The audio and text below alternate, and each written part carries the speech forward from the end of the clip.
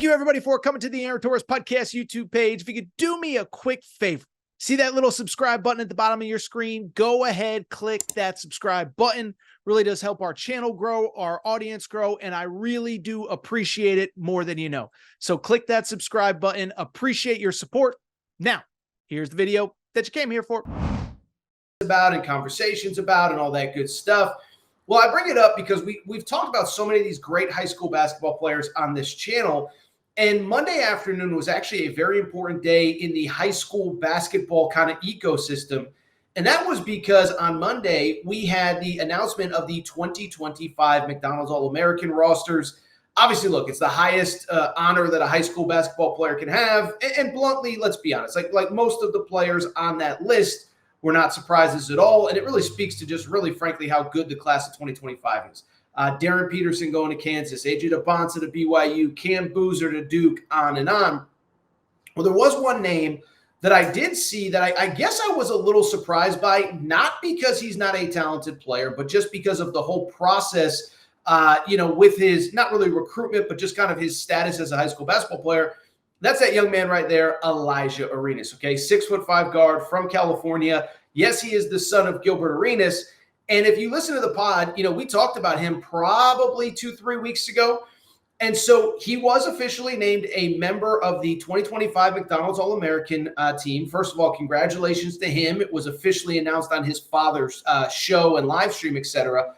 But I bring it up. The only reason I was surprised was because of the fact that, he just reclassified. I know it had been in the works. I didn't know if it'd get in time, but I'm happy for him, happy for his family, and I'm happy for America to see this kid because he is one of my favorite players in high school basketball. Well, I bring it up to very simply say it's not just here to congratulate him because there was 23 other players that got the nomination and the honor, but at the same time, we got to talk about him for a different reason. Because on his father's show during that announcement, they also announced that he officially has a Final Five in terms of his colleges and where he could play college basketball next year. Remember, he just reclassified, so this recruitment process is going to ramp up. But Alijah Arenas officially announced with his pops that his Final Five is Kansas, Kentucky, Louisville, USC, and Arizona. So let's go ahead and dive in because this is going to be a recruitment that we follow very closely over the next few months. As I said, one of the best players, not only in the country, but certainly one of the 2 or 3 best players that are available to play college basketball next year. So let's go ahead and dive in. First of all, we talked about Alijah Arenas the other day in terms of his game. He is a fun player to watch, man. Like I said, SoCal kid, obviously his dad, longtime NBA player, Gilbert Arenas, NBA superstar. We all know how good Gil was back in his day. I mean, I remember him dating back to the Arizona days. Elijah's a little bit different, but he's actually kind of the same. He is a pure bucket getter, okay? A little bit bigger than his dad. I think that's kind of the intriguing part about him. Dad was about 6'4". He's listed at 6'6". If you watch him play, he has room to grow into his body. But the best part is, guess what? He can still fill up the hoop just like his dad. Averaging well over 30 points as a senior. I think it's pretty cool, by the way. He's kind of stayed at the local high school. Gil has said, listen, I don't want him on a team with a bunch of other guys. I need to learn him. I need him to learn how to fight through adversity. Be the focal point of an opponent's scouting report, on and on. So he's playing at the local high school in Chatsworth. He's been awesome. Like I said, about 6'6", puts the ball in the basket, 3-level scorer.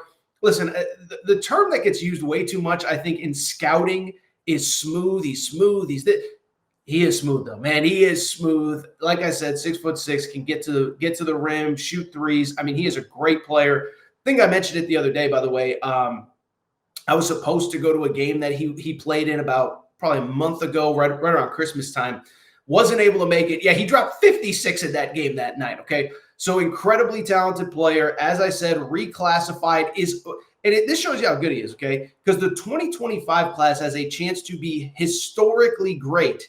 Well, he reclassifies and immediately goes into the top 10. And so what I want to talk about now is this college recruitment process because I think it is going to ramp up. Last time we talked about him, we really focused on, he had mentioned, hey, there's 3 schools that are kind of pursuing me the most. At the time, it was Arizona, Kentucky, USC. But I want to dive in a little bit deeper because I don't think we can dismiss Louisville or Kansas either. And so let's just talk a little bit about this recruitment, which again is sort of in the beginning stages, but will sort of also be done here in probably the next 6 to 8 weeks by the beginning to the middle of April. So in terms of the schools, like I said, we talked about some of them a few weeks ago, but the new ones I think are intriguing. And sometimes a kid puts out a Final Five and you kind of know, okay, it's down to this school and maybe 2 other schools, or he's really got a top 2 and he's choosing. I think a lot of these schools, there are obvious ties to, and I don't think you can just dismiss because of, whatever, okay? First of all, in terms of the 5, I think, who's actually sort of intriguing to me? The Louisville Cardinals. Let me explain why. Louisville, first of all, they're playing incredibly well. We're recording before they play Wake Forest on Tuesday night, but I said if I had a vote for National Coach of the Year right now, Pat Kelsey would be that guy. So Louisville's playing well.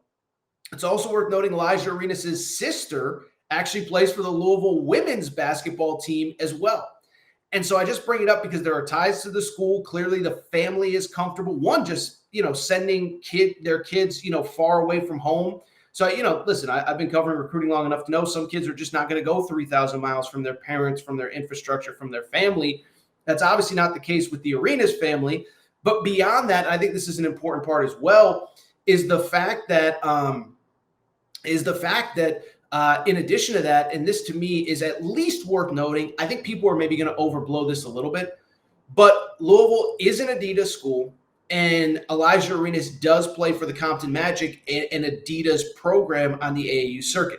Now, listen, I live in SoCal. I know the Magic guys well, and the thing I've always loved about them and give them credit for, they never stand in the way of a kid in his college recruitment. The kids who play for the Magic are going to go where they want to go.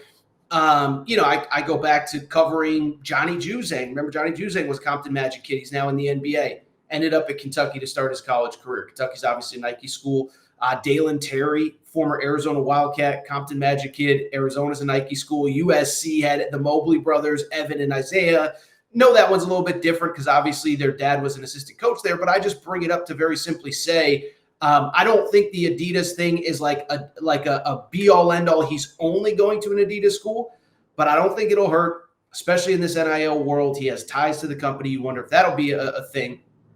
One thing about Louisville that's kind of worth noting, they already kind of do have a lead guard. I do think that Alijah probably is a player that's best with the ball in his hands.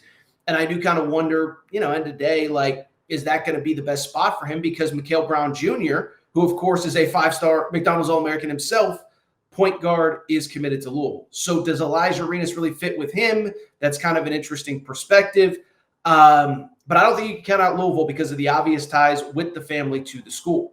Beyond that, let's talk a little bit about Kansas, another Adidas school. Again, I don't think the Adidas thing is going to be a be-all, end-all. Don't even call if you're a Nike school, but it certainly doesn't help. Bill Self largely gets the guys he wants in recruiting. But this is another one where it does feel like a little bit of a weird fit. Darren Peterson, 5-star, lead guard, best with the ball in his hands, is already committed to Kansas. I don't see the fit with Alijah Arenas and Darren Peterson either. Not to say that they're not both good players, not to say that it's not that they're not great players, and it's not that they couldn't play together. It's just, does it make the most sense, and are you featuring the two of them in the best way imaginable? Let's get to the 3 other schools that we talked about previously. I don't know that there's like a ton of new ground, but it does feel like a little bit worth noting here. Let's talk about those other 3 schools. And let's start with Kentucky, because I'll say this, there is a little bit of a new twist with Kentucky since we last talked about Alijah Arenas a few weeks ago. Kentucky, of course, is in the midst of, again, we're recording before the Tennessee game, so you don't want to get too high, you don't want to get too low, but a little bit of a down stretch right now. But at the same time, with Kentucky, I think what's interesting about Kentucky is you can look at a few things Kentucky related as either both positive or negative. From the negative perspective, one, he hasn't taken a visit to campus yet, so, who knows how serious that is. I don't think it's nothing, though, because Jason Hart, the Kentucky assistant, has been at a bunch of his games over the course of the winter. So you have that variable. They're clearly recruiting him. They're clearly recruiting him hard. Now the question becomes, they themselves kind of have a lead guard in Caden Lewis, already committed, class of 2025. So how does that impact Elijah's recruitment? But the counter to that is the last time we recorded about Alijah Arenas, we thought that that Kentucky was going to get Caleb Wilson. And so now, obviously, look, Caleb Wilson's a different player. He's a 4. Alijah Arenas is a 1 or a 2, if you even still believe in positional numbers and all that good stuff. But at the same time, I do think it's kind of interesting is that, 1, you just need players. 2, you might need difference makers. Remember, by all accounts, Otega Oweh is coming back this year or coming back next year for a senior season. But the way he's playing, does he test the waters? Does he consider leaving? Right now, he's saying that he's coming back. But he's playing like an all-SEC caliber player. And if you're an all-SEC caliber player, you're an NBA player. So it just becomes what happens with Otega Oweh. But then also, you have more NIL money available. Caleb Wilson isn't coming. Maybe you just switch up the recruiting practices. I still think we're a ways away from like Kentucky being like the team, the squad, the this, but I think variables have changed there that I don't think it's so far-fetched, right? Like, again, if Otega Oweh declares, it's like, 1, you have the NIL stuff. 2, you just have a spot in your backcourt where he kind of naturally fits Alijah Arenas.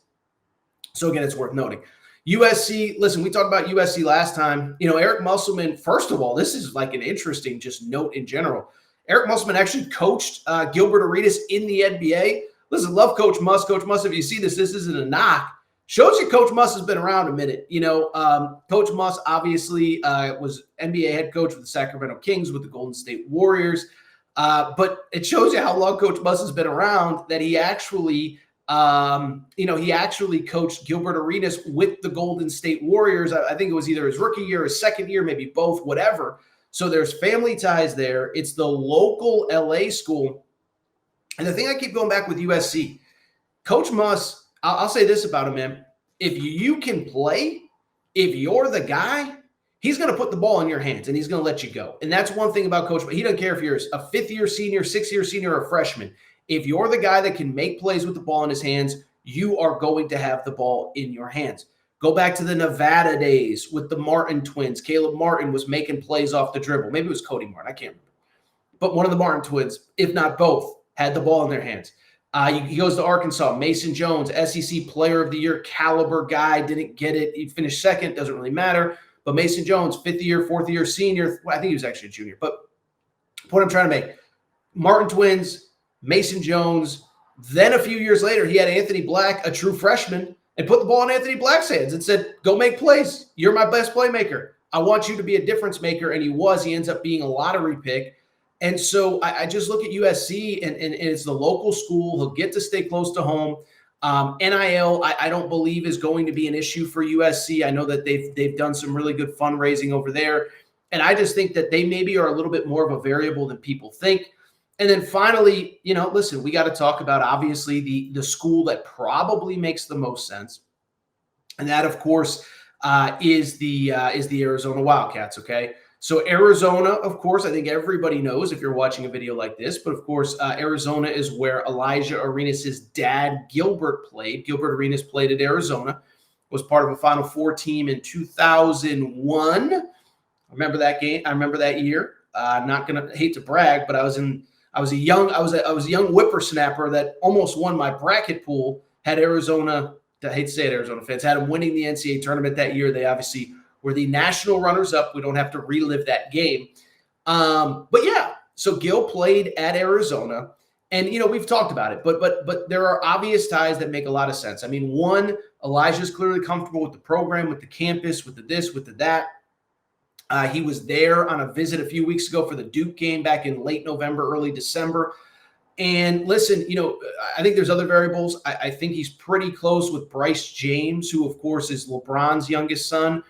And Bryce is already committed for next year. I think Alijah Arenas is teammates with Koa Pete. We talked about Koa Pete, a 5-star from Arizona. They played AAU together with the Compton Magic. And so I just bring it up to very simply say that he has ties to kids that are either definitely going to Arizona or are Arizona leans, and I don't think that can be understated. The other thing, and we've talked about this, is, listen, it is an NIL world. I don't think any of the schools in Alijah Arenas' Final Five can't compete, but I do wonder, I think there are always going to be unique situations where local businesses in true NIL are more willing to step up for an individual player. You know, we talked about it 4 or 5 months ago when Jasper Johnson committed to Kentucky. I think for a time, Kentucky kind of felt like, are we actually in the mix? Do we have the funds to get this kid? And then a couple local businesses were like, if you believe he's good enough, because Jasper Johnson is from Kentucky, if you believe he's good enough, then go freaking get him. Like, don't let money hold you back. We'll find the money. Don't let a Kentucky kid, a 5-star Kentucky kid, get out of this state. And I kind of feel the same with Alijah Arenas. He's obviously not an Arizona resident, but his dad played there. There's ties there. Again, I'll leave it up to the agents and the collectives, but my guess is maybe there's some NIL opportunities with Alijah, with Gilbert Arenas, and I would still deem Arizona the favorite. I think it's worth noting, by the way, like Arizona quietly could put together a monster recruiting class, okay? Koa Pete, as I said, 5-star forward from Arizona.